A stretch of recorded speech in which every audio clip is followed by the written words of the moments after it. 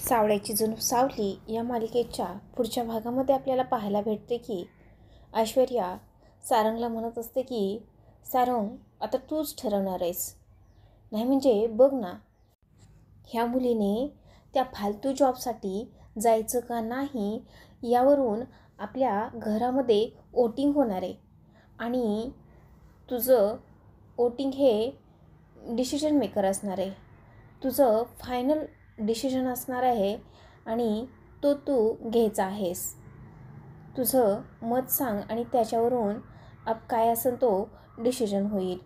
त्यावेळेस सारंगची आई म्हणते की ऐश्वर्या, तो माझा मुलगा आहे आणि तो त्याच्या आईच्या विरोधामध्ये कधीच जात नाही आणि जो काय माझं निर्णय असेल तो त्याला हा ॲक्सेप्टेबल असेल. सो आता आपण निर्णय झाला असं आहे असं समजूयात का, असं ती म्हणते. तर त्यानंतर सारंग मात्र सावलीकडे पाहत असतो. त्याला सावलीचं म्हणणं काय आहे हे मात्र ऐकायचं असतं असं मला वाटते. तर असेच अपडेट्स पाहण्यासाठी चॅनलला सबस्क्राईब करा.